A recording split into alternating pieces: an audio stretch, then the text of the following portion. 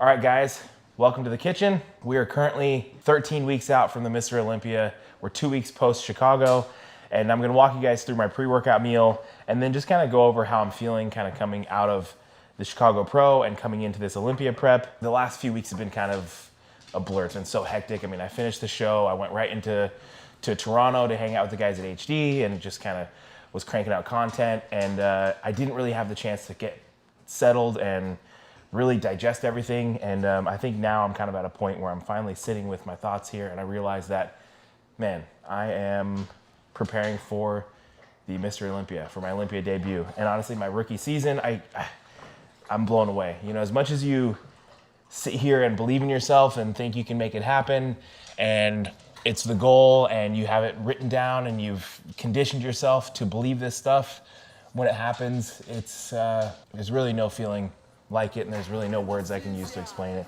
So I'm just fucking excited.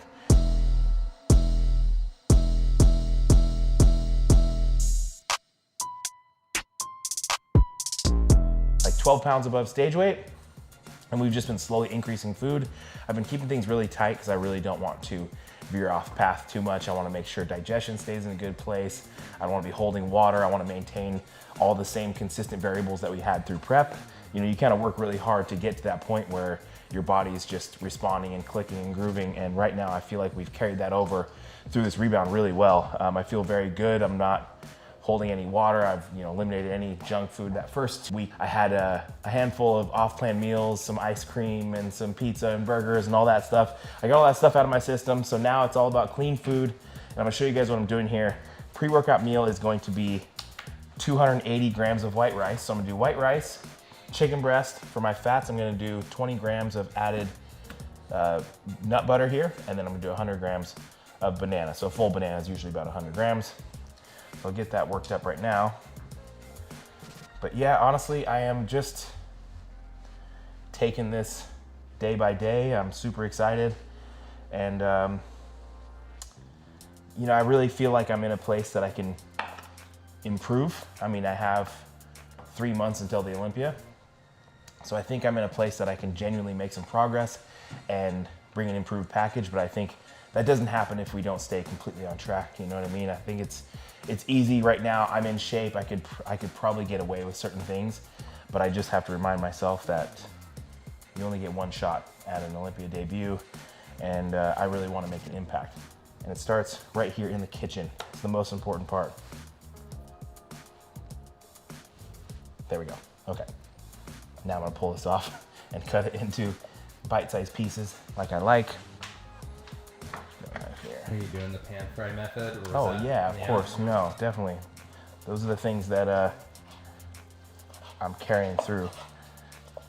I haven't really reverted back to like that off-season setting where you don't really care about that stuff. I still care very much about my food and how it's prepared. All right, 280 grams rice, 220 grams of chicken breast. Now I'm gonna get this on the pan. Like I said, I like to reheat my stuff on the pan. Just turns out a little bit better. Kind of add a little crisp to the rice. And personally, I just think you get a better flavor. And right now I'm really enjoying my food. So I wanna do everything I can to kind of enhance the flavor of these meals, because there's no cookies after the meal. This is the meal and dessert right here. Avocado oil. There we go. Maybe that was too much. So I got these pans.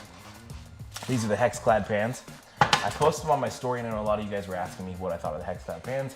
Honestly, I'm fucking brutal with my pans. I heat the shit out of them, I beat the shit out of them, and I cook 6 times a day in my pans, and these seem to be holding up. So they're still non-stick, they're still doing well. I think I've had them for about, 6 weeks or so. And I usually just order like the Tefal pans off of Amazon, and these are a little more expensive, a little more bougie, and I think it's paying off. So far I'm pretty happy with these. Oh no, threw some rice. Like 5 grams. Okay, it's sticky rice, and it is sticking to my plate. Come on. All right, that's fine.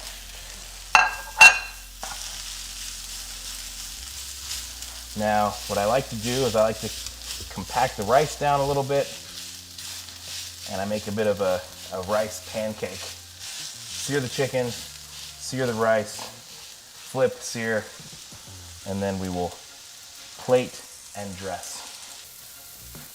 On the rice there, a little bit of crisp and texture.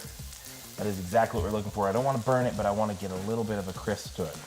When you're eating chicken and rice all day, it's the same texture all day. So like if you get to crisp this and you got that bite and a little bit of crunch to your food, it can make a difference. I crave chips. Like I don't ever really crave chips, but like right now, just like a bag of Doritos would be awesome. So the nut butter. This is my nut butter of choice here. What I'm gonna do, I'm actually gonna microwave the nut butter so I can get it to drizzle across the food. 30 seconds. 100 grams of banana. This, I think, is gonna be about bang on 100 grams.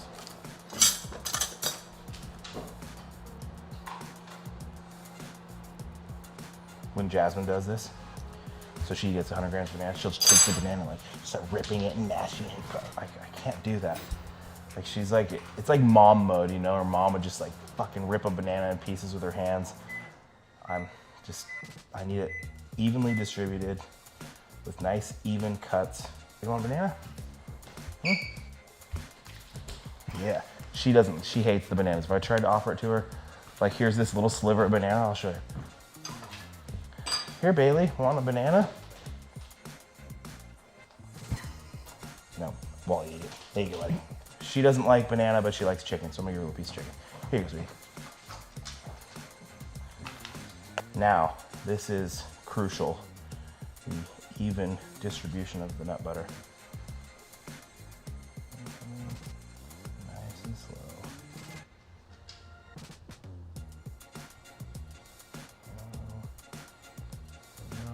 Almost there. Bingo. I love this meal. It's one that, like, if I put in a client's plan, they immediately reject the idea of it. And guys don't want to try this, but this meal right here is amazing. Give it a shot. If you haven't tried chicken, rice, banana, nut butter, give it a go. You'll love it. Pre-workout of the day is gonna be the Pre-HD Ultra. If you guys have noticed, I'm a little chatty today and I'm talking a little fast. That's because I did 2 scoops of this stuff. And yeah, I feel good and stimulated, ready to rock. And then I'm going to use the Intra HD. This is our intra workout product. Right now I don't have any intra carbs. This is our carbless product. So this is just gonna be like an energy, endurance, and hydration formula. Wonderful product. If you guys want to go to hdmuscle.com, use my code Shier10, get yours. Stay hydrated, stay stimulated.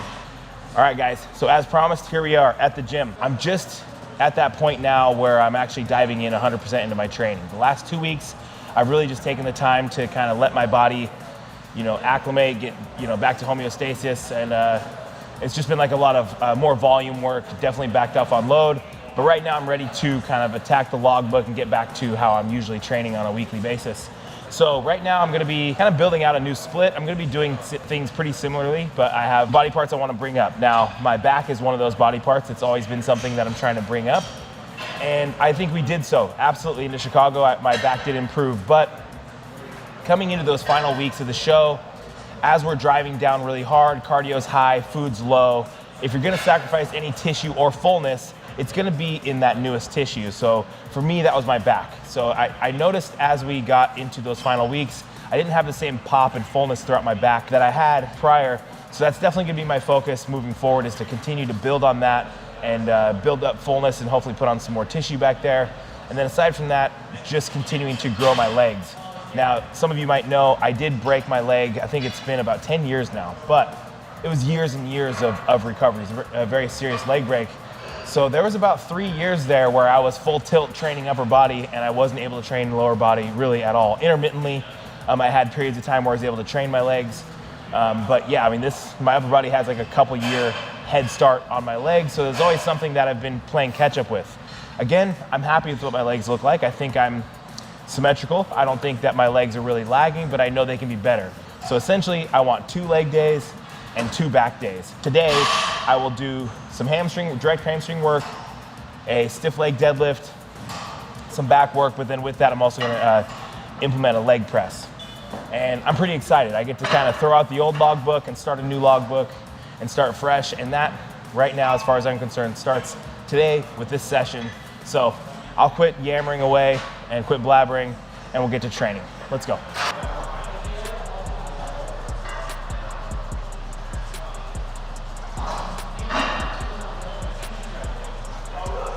Movement one, I'm gonna start here with this close grip pull down. As you guys see, it's not like a V handle.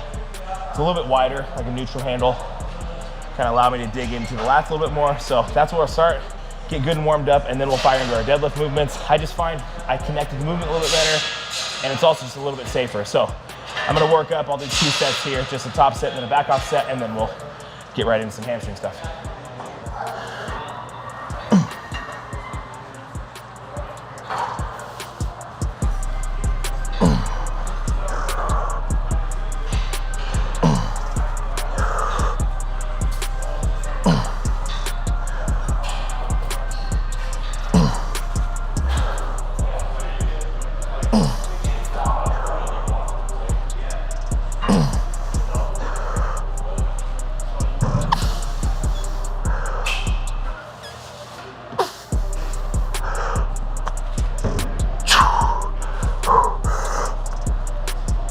Two more.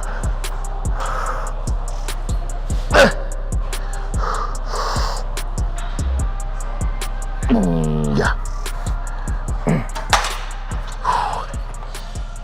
Thank you.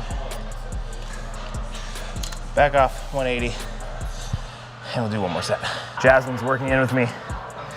Her legs are so big that I don't have to adjust the, or mine are so small. Okay. Yep.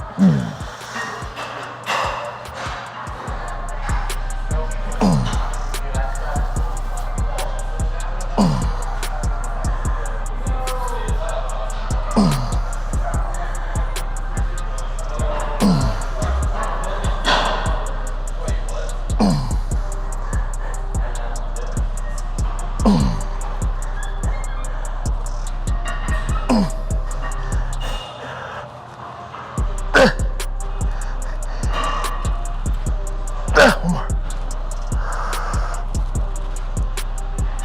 Oh, yeah. Oh, beautiful. Thank you. That felt good. All right, pull downs, done. Let's go. Just practicing. Just practicing. Good, Jazz. Keep nailing them. Yep, all you. Couple more. Good, let's get another, come on. Big pull. Finish it. Good.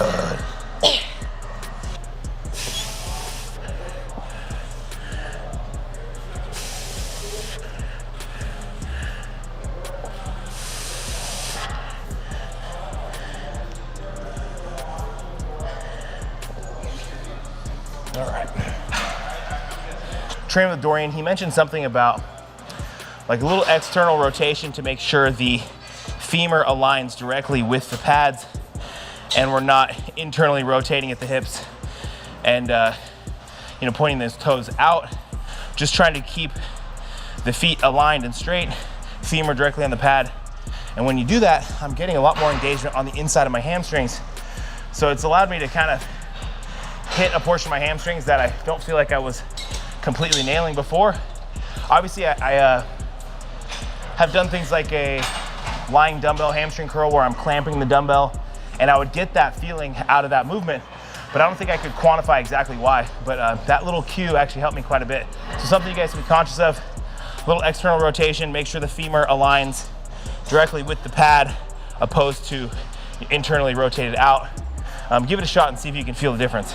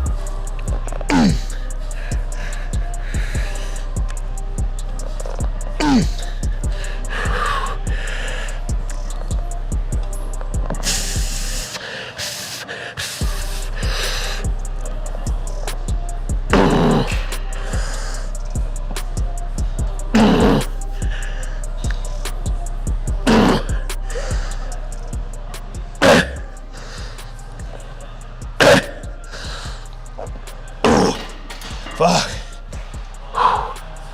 Holy shit. Those are hard. I kind of forgot. I have this loaded in the length and range, so that's in the bottom of the movement. So as I'm doing the partials, that's where it's the heaviest. Shit, that was hard. All right, cool. One and done. We're out of here.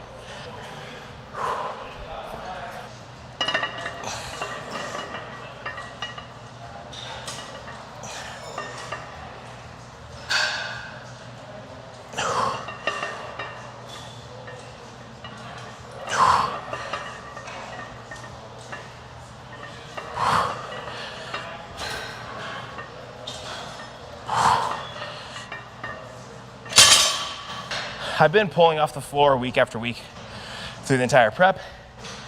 I think what I'm gonna do now, that we're kind of starting this fresh page in the logbook, 12-week stint until the Olympia, I'm gonna mix it up and I'm gonna do a paused RDL. So I'm gonna pull from the floor and then I'll pause with those plates, half inch from the floor, sit there for a second and pull back up.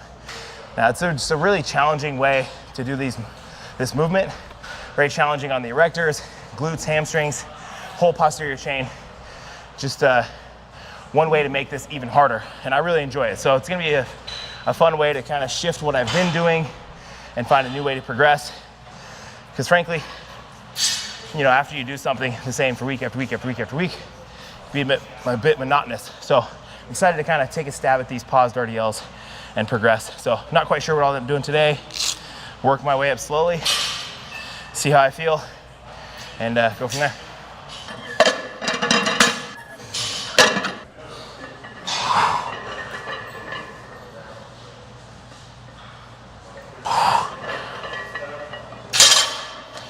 Ooh, those feel good. Those are hard.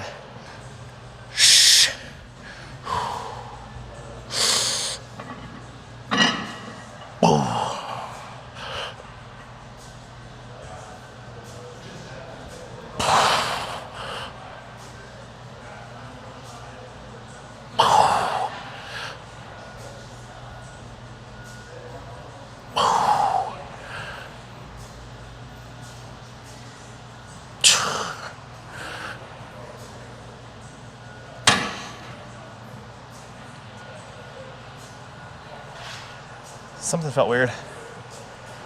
Not quite sure what that was, but something in like my groin area fell off. Something told me to shut that down, so I shut it down. I don't know what that was. It's kind of weird. I'm okay, but yeah. Fuck, that was discouraging, so it felt good. I'm not quite sure what was going on there. I just felt a little pressure as I was pausing in the hole in a place I didn't want to feel pressure. So I backed off the weight a little bit. I'm gonna take another stab at another set. But honestly, I feel perfectly fine. Nothing happened. It just, something was telling me to shut things down. So I just listened to my body and called the set. A little disappointing because I was pretty excited about, you know, ripping into a hard deadlift set. But I just gotta play it smart.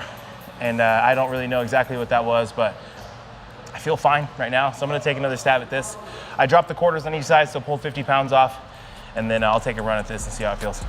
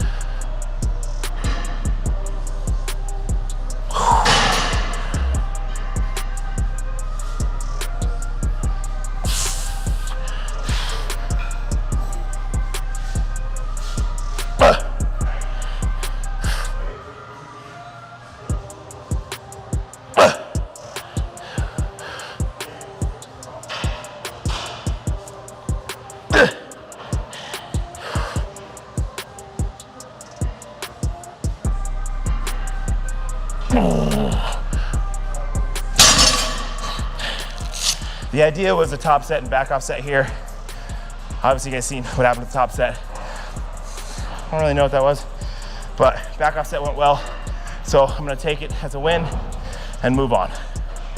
All right, so like I said, I do want to grow my quads, so I'm using this as like a secondary leg day as well. So I'm gonna do this single leg pendulum Rogers hip press. So that'll be my one quad movement for today. Had the lying ham curl, the stiff leg deadlift for hamstrings, and then this will be for quads, and then the rest will just be back movements. Well, I'm actually gonna do adductors as well, but whatever, we'll get there. This will be the next movement, single leg hip press. Oh yeah.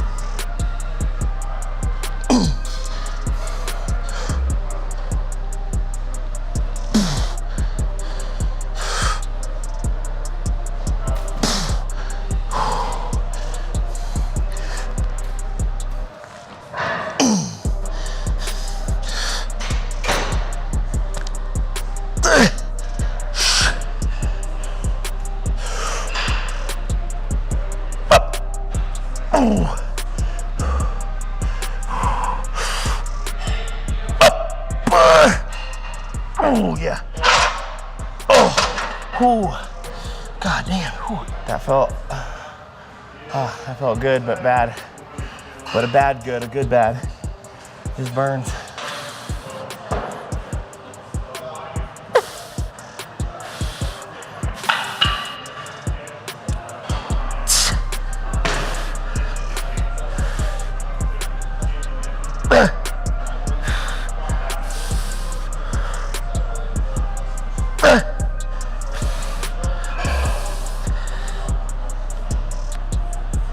Two more.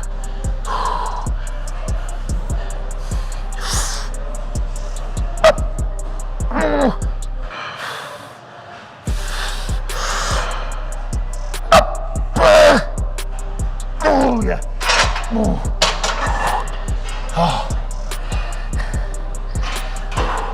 I find that like in the beginning of a prep, 18 weeks out, cardio goes from like 20 minutes to 30 minutes. 30 minutes feels like forever. And then at 12 weeks out, like 30 minutes feels like nothing. And then at the end of the show, you're doing 90 minutes, 2 hours. That's long, but then it's like, then you like have a day where they're like, go do 35 minutes of cardio. And you're like, I can't believe this ever felt long to me. I can't believe this is ever hard. Like fucking blink and 35 minutes is over.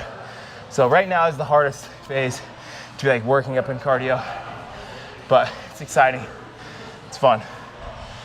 Fun, yeah, it's real fun. Oh, yeah. I don't trust you with my headphones. Take them. Oh, why? No, she doesn't trust me with headphones. No, I lost her old ones. She took my new ones. I found her old ones. She kept my new ones. Now I can't use her old ones. Her new ones. Can't use my new ones that are her new ones because where are your old ones? Where are Exactly. I lost them. I have no idea. Oh. All right, guys. That's it for this leg press. I'm just gonna do one set. A few reasons. I have a full leg day. So I just trained quads on Thursday. Today's Monday. So this is just like some additional frequency. Now, as we progress into this little stretch out of the show, I may implement more volume if I feel I can recover from it. But my biggest consideration here is like overuse of the joint. I find if I overwork my knee joint, I get a lot of inflammation in my knees, and then I have knee issues. So usually if I can get away with like an extra set of leg press throughout the week and my knees don't hurt, it's like, that's a win and I'll take it. But yeah, so we'll build up from here if I can accommodate it. But for now, just one hard set, single leg, and we're moving on. Catch you on the flippity dippity. I'll see you at home. You going straight home? Yeah. Okay, love you. Here I am, spread eagle on the adductor machine. I'm working some additional adductor work in on this day as well. Again, just one and done. Gonna let her rip and then move on and finish with some back movements. We got a somebody deadlifting over there and it's scary. You know how it is. Sometimes there's a guy doing scary deadlifts in the gym.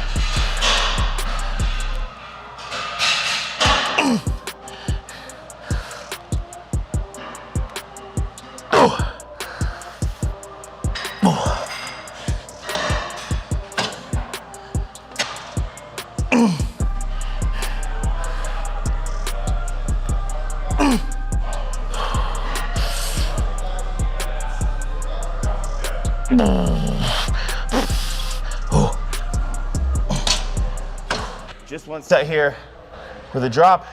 So typically if I'm just gonna do one set on something, I like to add an intensifier, not always, but in this case, worked up to that top set and then did a drop set, and now we'll move on. If I lose these, I'm in big trouble. Big trouble.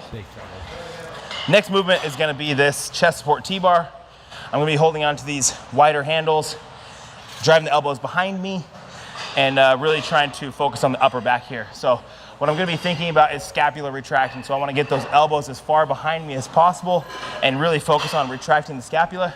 I'm not tucking the elbows in to the side and nailing the lats. I'm really gonna let them drift up and into the upper back. So that'll be my focus here. Do 2 sets here. And this thing's a little wobbly. Let me see if I can.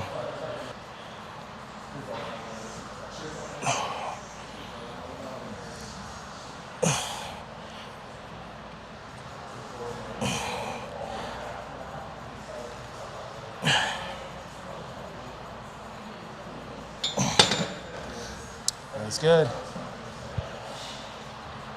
So I think a lot of people, when they do like a wide grip or upper back focus T-bar, I see a lot of people focusing too much on the width of their hands, and it's not necessarily the width of your hand that dictates what part of your back's being worked.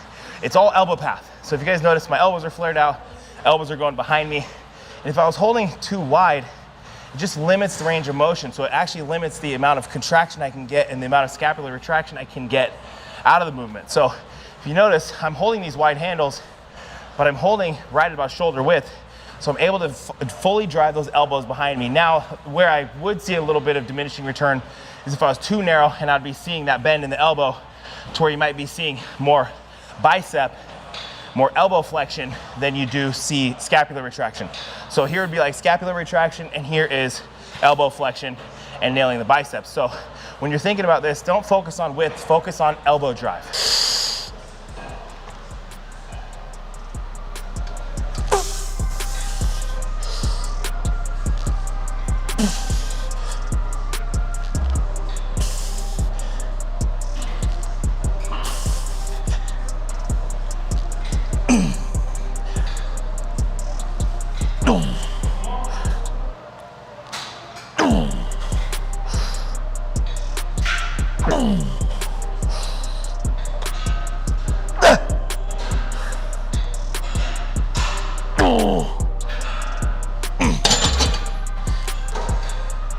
Oh boy. It's heavy. Felt good though. I was fucking shaking like a leaf.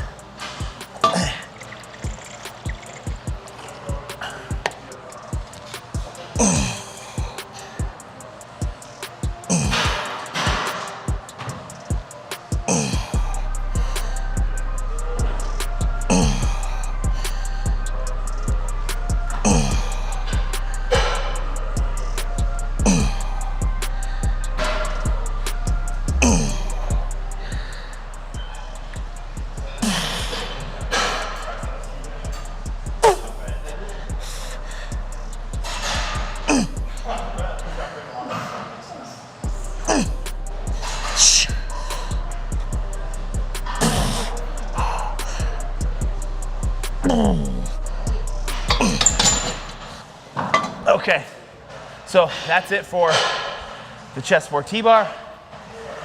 That's like my one upper back specific movement for this workout. Now, the way I look at it, I get a lot of upper back work on the deadlift as well, through the traps, rhomboids. So, upper back T-bar. Now I'm gonna move to this leverage row. Now with the leverage row, I'm gonna hike the seat up, and I'm really gonna pull low and finish off digging into the lats. So I really love this machine, super smooth, very good lat row, and one that I can use both hands on. That works really well. Because a lot of times these row machines are just best if you use them unilaterally, single arm, and don't really work that well with, you know, a bilateral movement. So this is one that I can use with both arms, and I really, really enjoy it. I want to externally rotate, really get the elbows dug into the sides, keep a neutral spine, and really pull in, keeping elbows tucked to the side, bam, and nail the lats. Full stretch, bam, full contraction. Just keeping those elbows tucked in to the side, not allowing myself to be here, but I'm tucked in, bam, in the lats. And one thing you won't see me doing is like pulling off the seat and leaning back and arching a bunch. Just keeping a neutral spine, tall through the chest, but spine is neutral. Bam, dig into the lats. I really like to think of myself being fixed, that spine being fixed, and then the muscles stretching and wrapping around that spine. So I don't really want to be fluid with it and assist in the movement. The only movement I want to see is in the muscle. I want the lats to stretch and I want the lats to contract while I stay fixed. Bam.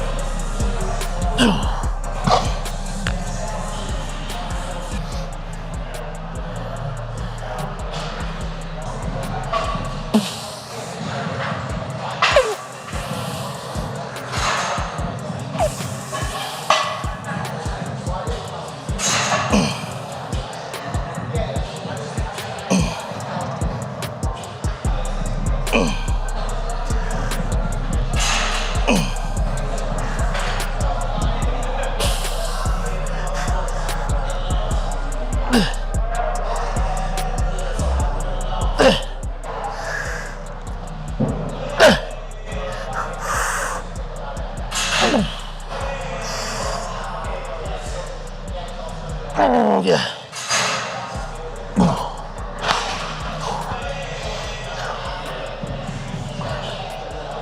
Okay. Well, guys, that's it. That's it for today's back and hamstring session. So, coming on the back end of the Chicago Pro, it's Olympia prep time. So, this will be our first video of the Olympia prep series starting now, 13 weeks out. And again, I want to bring you guys with me because I know you guys enjoyed coming through that Chicago prep, and I really enjoyed everybody's support. You know, the amount of love I had in those videos towards the end, that show day video, you know, the entire prep.